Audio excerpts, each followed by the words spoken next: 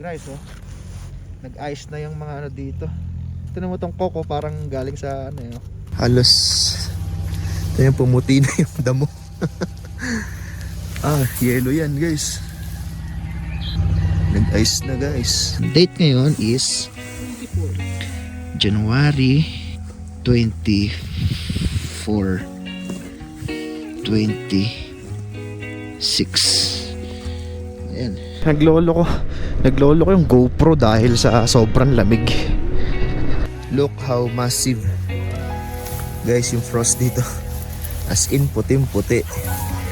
Zoom in natin. Grabe. Mga damo yan. Damo na naging white.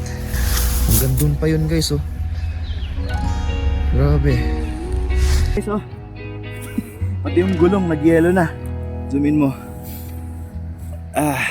Sulat natin yung pangalan natin. Lahat yan mamaya. Okay. Na all. So, patong lang natin itong pantalon natin para hindi masyadong malamig.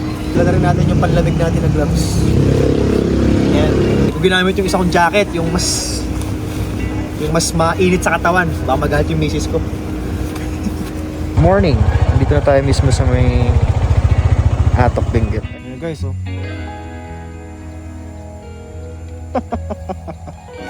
Grabe, sobrang lamig dito.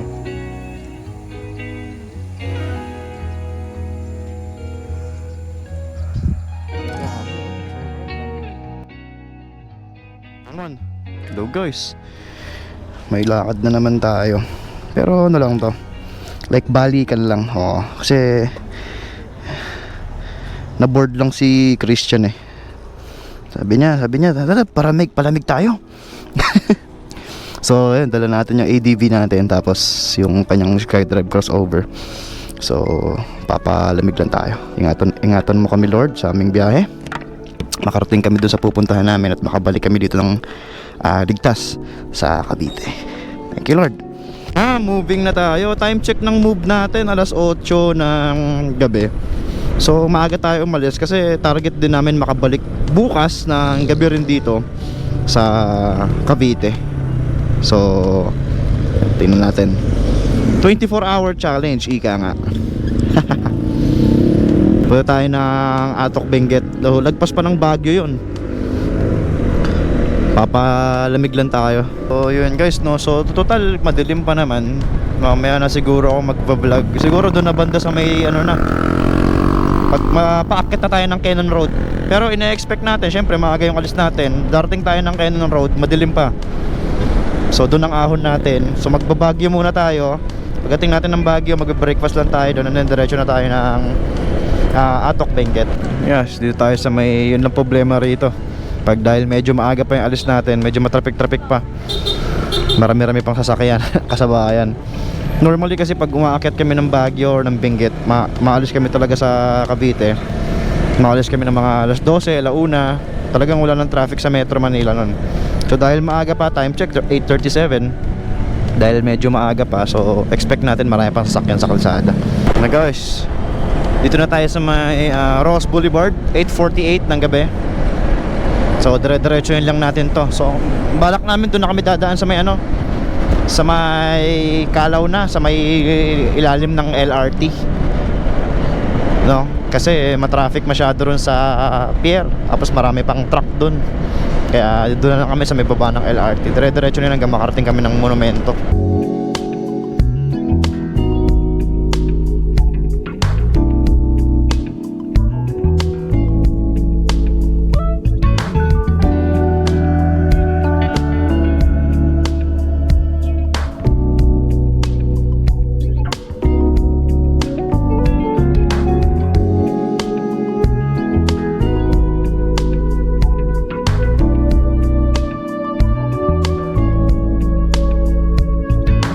So guys, dito na tayo, approaching na tayo ng arko ng Malolos, Bulacan. Ayan, time check 10:27.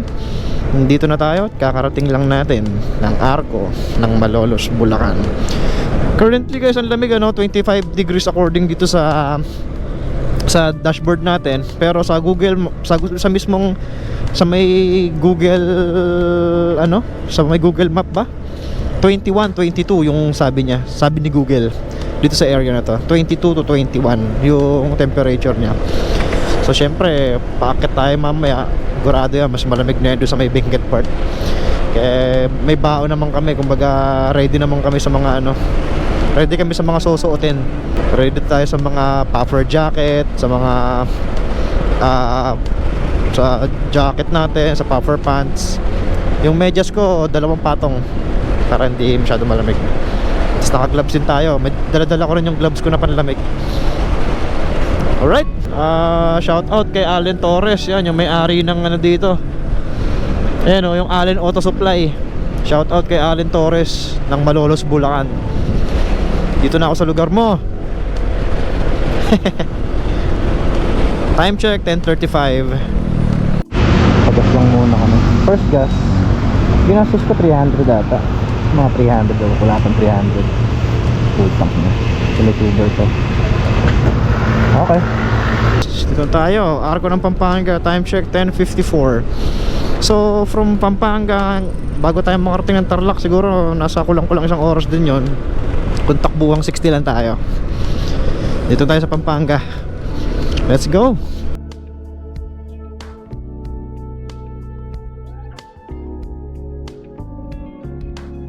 Nga pala guys, no, dyan sa may lugar ng Pampanga, grabe na yung lamig dyan. From Bulacan, yung kahabaan ng Bulacan, Pampanga, Tarlac, hanggang makapasok kami ng Pangasinan, consistent yung lamig niya.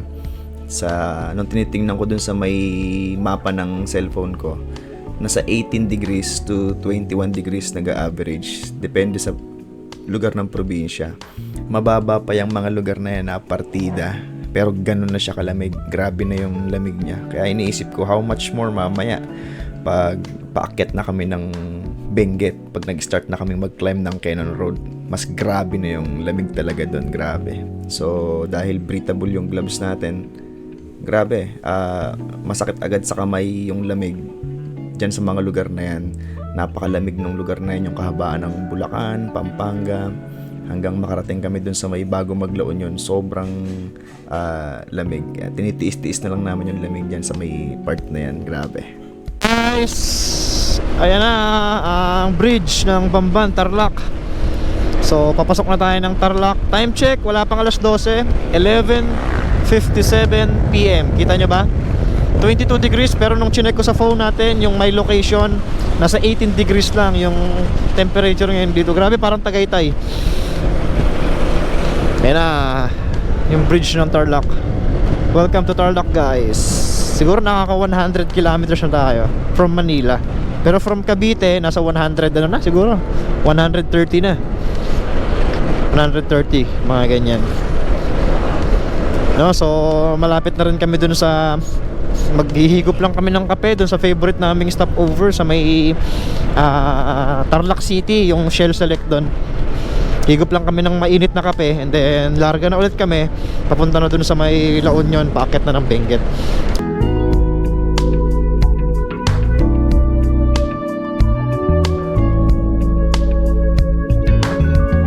Kakapasok lang natin ng Tarlac City, 12:18. So doon banda yung last part ng Tarlac City. Doon tayo magko-coffee break saglit. Mabilis lang, like mga 15 minutes lang na coffee break para lang maka-stretch tsaka magising din yung diwa natin. And then gora na rin tayo agad. So yun, nakarating na kami dyan sa may favorite naming stopover. Dyan sa may dulo ng ano na yan, dulo ng bayan ng Tarlac City. So makikita niya yung malaking Shell Select na yan.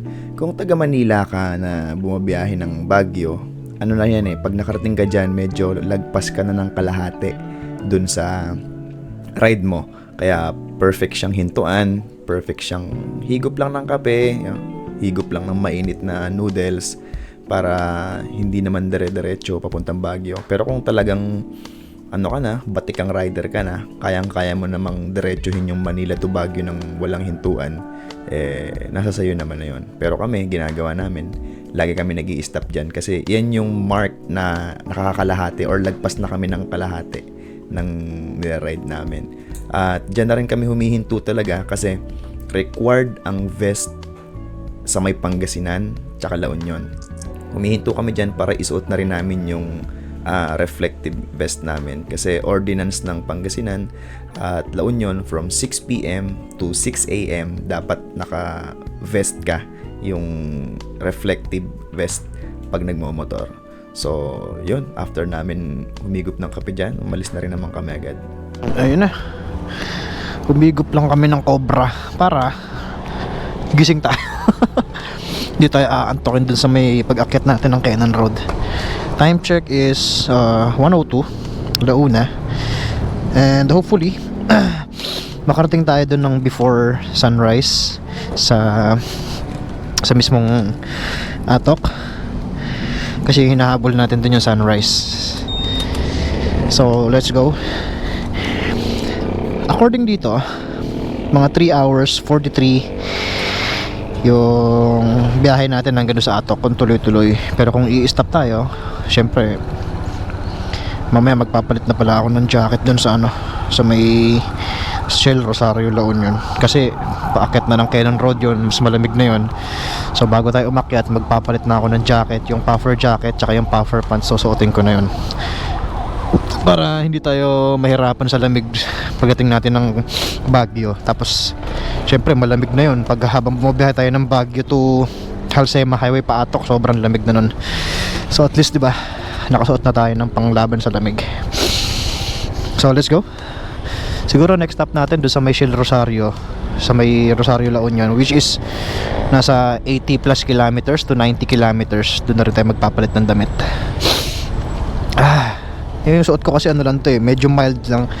So ramdam ko pa rin yung dampi ng hangin sa jacket na to tsaka sa pants na to. So okay, let's go. Woo! Siguro mga another 2 hours to. Mga another 2 hours pa to mula rito hanggang dun sa Shell Rosario. Mga ganyan siguro, hindi ko sure. Or less than 2 hours nandun na tayo, makakarating na tayo. Alright.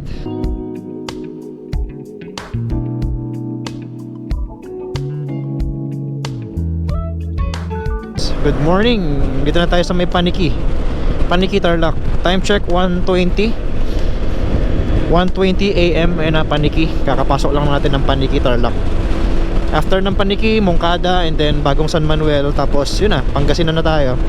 Second to the last bago tayo umakyat ng Kenan Road. Kasi after Pangasinan, yun na, pasok tayo ng La Union. Maikli lang La Union, bungad lang. Then akyat na tayo ng Kenan Road.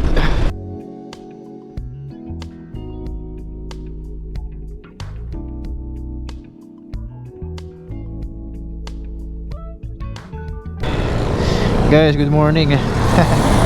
So na, approaching na tayo ng Pangasinan. Time check 1:48. Grabe, ang haba ng Tarlac talaga, no? Imagine niyo pumasok tayo ng Tarlac 12:03, parang kayo, no? Welcome to Pangasinan. Pumasok tayo ng Tarlac 12. Halos magdadalawang oras nating binaybay. Sabagay, nag-stop over kasi tayo dun sa may Shell Select, sa may Tarlac City, yung dulo. 1 hour and 20 minutes din. Mahaba. So ito, saglit na lang to. Siguro from here sa may Rosales, Pangasinan hanggang dun sa may Rosario La Union, nasa 40 plus kilometers na lang yan. Wala nang 50 kilometers to.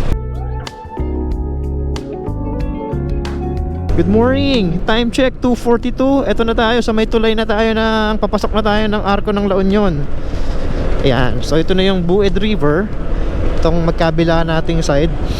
Kasi yan na, Arco ng La Union na. 2:42. So magpapalit lang ako magpapatong lang ako ng jacket dyan kasi paakyat na tayo ng Kenan Road. Palamig na ng palamig yan. Actually dito pa nga lang sa Patag, grabe, nagsasuffer na kaming dalawa sa lamig eh. Baga yung medyas ko, dodoblehin ko na. Manipis kasi yung shoes na natin, yung tela nun. So mag-ano lang kami dito sa may Shell Select, maglalagay lang ng jacket, patong, and then akyat na rin agad tayo. Ito tayo, guys. Uy, may pera pa. Naol. So, patong lang natin itong pantalon na to para hindi masyadong malamig.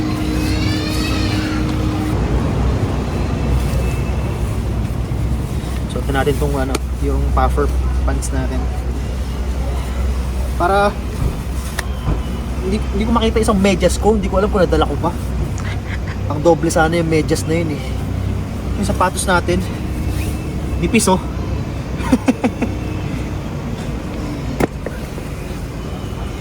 Ay nako. Pero ito, okay na ako dito kasi mainit sa legs tong ano na to, pants na to.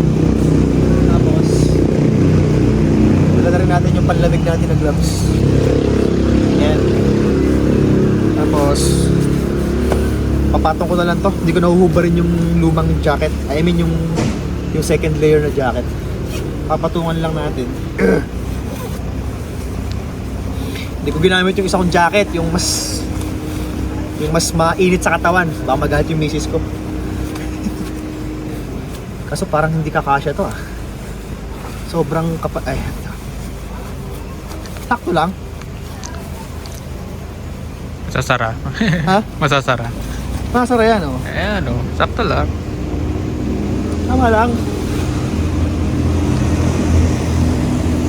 Tapos may vest pa to. Kailangan na natin gawin to kasi mamaya sa Halsema Highway sobrang lamig dun sa Halsema Highway. Okay, sapatos na tayo. Kaya mo nito, hindi ko makita isang medyas. Lalamigin tayo nito sa paa. Let's go. Let's tayo. Sakto siguro, ano oras ba? 3:01. Ayan, alis tayo. Sakto alas 3 sa listahan. Uy, may 10. Nalaglag yung 10 ko. Let's go, let's go. Guys, okay na. Move na tayo.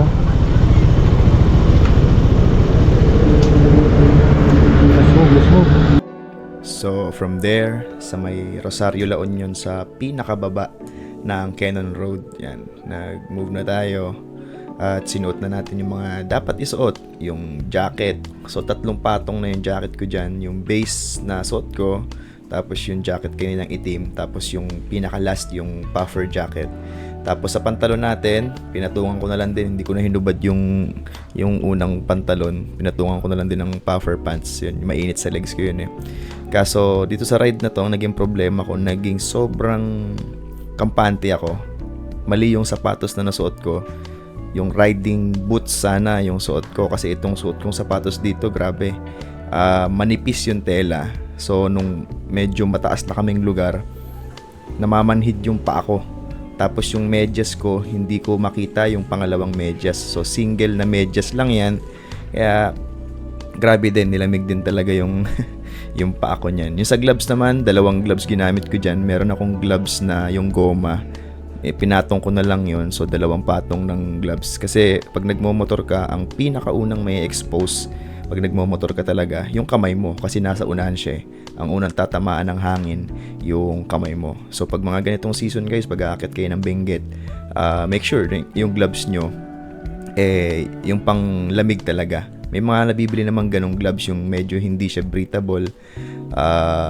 Pag gusto mo naman ng DIY, bili ka na lang ng mga surgical gloves. Ipatong mo muna yung surgical gloves bago mo suotin yung mismong riding gloves mo.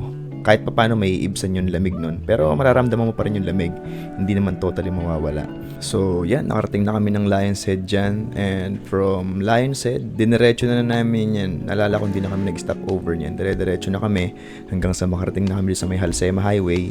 At doon sa Halsema Highway, total madilim pa naman yung mga video, ipa-voice over ko na lang. Grabe ang lamig doon sa may Halsema Highway, sobrang lamig. Parang ang reading sa cellphone ko nasa 11 degrees, 10 degrees that time. So, palamig pa ng palamig yun kasi yung atok mas mataas, at mamaya makikita nyo kung gaano kalamig sa atok pagdating na natin mismo doon sa atok.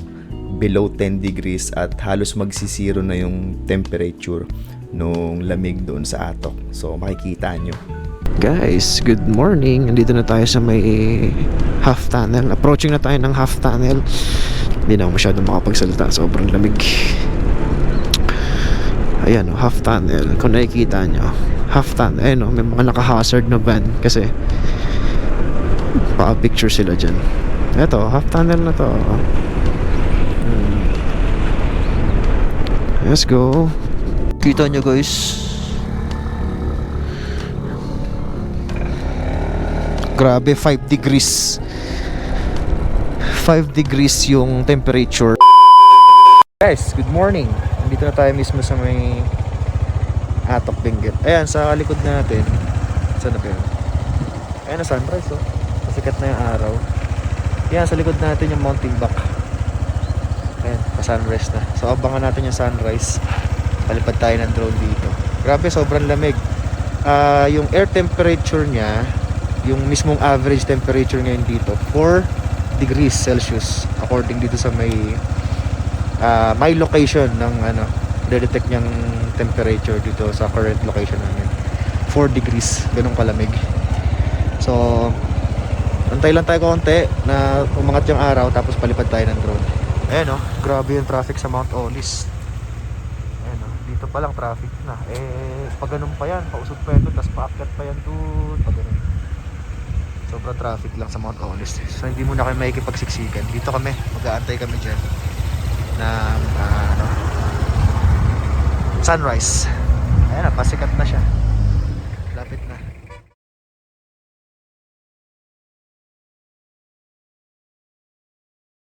Ayan guys, oh. Nag-ice na yung mga dito. Tignan mo tong coco, parang galing sa Today is January 24, 2026. Nag-end up na naman siya. Ayan, tignan nyo. Nag-ice yung mga halaman dito. Nag-yelo. Ayan, oh. Nag-yelo na naman sa Atok. Current temperature is kanina, yung average temperature kanina. Ayan, ito na nyo. Oh, grabe. Yung average temperature kanina nasa 4 degrees, 5 degrees. Yung average yun. So, syempre, may pa. Ano pa rin, no? Mas malamig pa yung niyan, yung specific na lugar kung saan hindi nasisinaga ng araw. Mas malamig yun. Grabe guys, oh. Nag-yelo na yung kahoy. Oh. Nag-ice yung kahoy. Sulat natin yung pangalan natin dito. Eli. Yan. Eli. Yan. Ang date ngayon is 24 January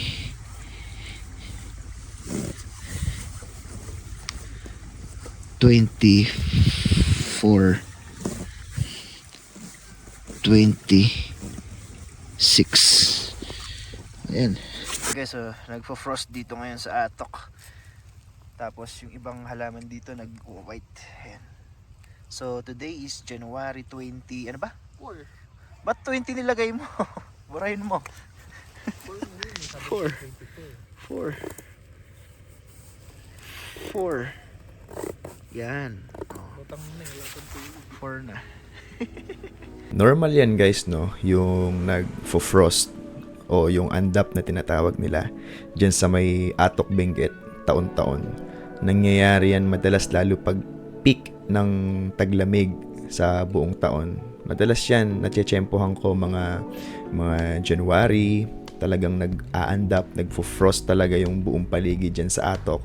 Tapos umuulit yan minsan last week ng February or first week ng March, kung saan nagtutunaw yung yelo galing sa north, galing Siberia. So syempre pag umihip yung hangin pababa sa atin dito sa Pilipinas, talagang nagbibigay siya ng kakaibang lamig pag mga ganong season.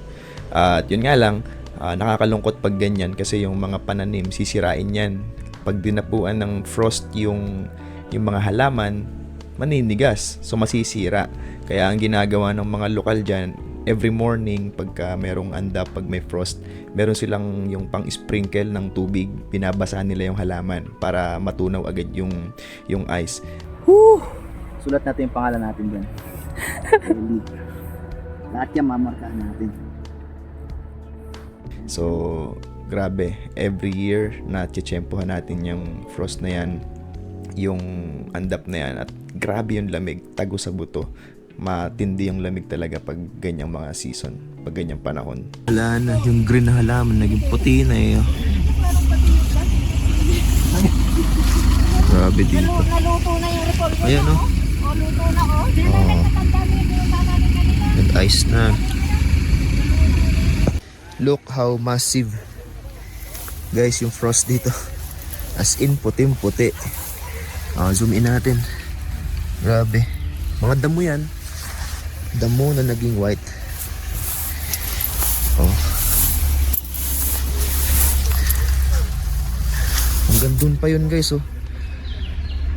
Grabe. Yan na pati yung kahoy dito.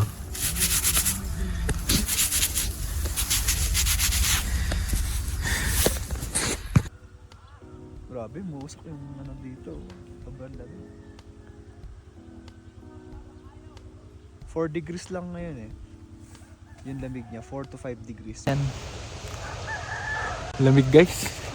Grabe dito. 4 degrees or 5 degrees. Siguro mga 5 degrees na ngayon kasi medyo umangat na yung araw eh. So nag-adapt na naman. Nagsulat-sulat na naman tayo ng pangalan natin dun sa Sa kahoy. sa kahoy. Tapos lagyan natin ng date. Grabe dito. Sakit sa ilong. Sakit sa mukha. Lalo kanina nahirapan kami nung nagmo-motor kami.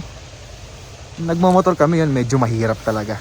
Oo, sakit sa kamay. Kasi humahangin eh. Yung hangin, direktang ano sa amin. Kaya, so magtitimpla lang tayo ng kape tapos punta tayo sa may transient na iidlipan natin mamaya. Yan guys oh. Grabe, sobrang lamig dito.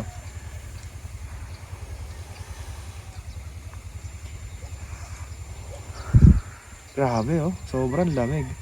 Iinit lang ako ng ano, pang kape. Tapos kape-kape tayo.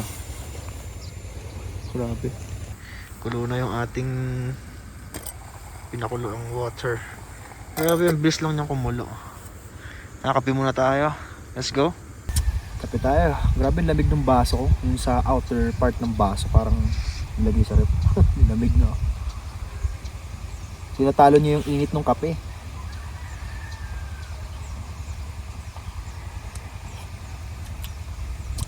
Sarap ng Nescafe original talaga. Kape, kape, kape. A few moments later. Ay, grabe oh. Ang ano? Naglolo ko yung GoPro dahil sa sobrang lamig. Okay. Sa sobrang lamig dyan sa lugar na yan guys, no, naglolo ko yung action cam, yung GoPro natin. Bigla siyang namamatay kahit hindi naman siya lobat. Nagpe-play lang siya pero parang mga 5 seconds, 10 seconds lang tapos namamatay. Tinignan ko yung battery, hindi naman siya lobat. Ewan ko ba't ganun yung nangyayari. So after namin doon, nagkape, pumunta lang kami sa may transient na inidlipan namin saglit. So mga parang 3 hours lang kami doon na umidlip para pag uwi namin din mamaya, hindi naman kami sabog, hindi kami inaantok ano. So after din nun, nag-go na kami. Pababa na kami ng Baguio para dun kami kumain ng lunch sa may mismong Baguio. Kain na tayo. Kain tayo ng...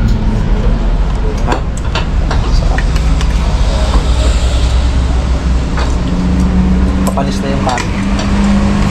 Hindi pa naman. A few moments later. Yun na guys, kakatapos lang natin kumain. Grabe, nakahigop din ng ano, mainit na sabaw. Kasi kanina lamig nung kinain namin. Para kami kumain ng yelo. Dito na tayo daan sa may ano, sa Outlook Drive. Tapos labas tayo ng South Drive. Tapos yun na, military cut-off na. Okay. So after namin dyan kumain, mag-lunch sa Baguio, dumiretso na rin kami, bumaba na rin kami ng Baguio para umuwi. Kasi target namin mga gabi, makabalik din kami ng Cavite.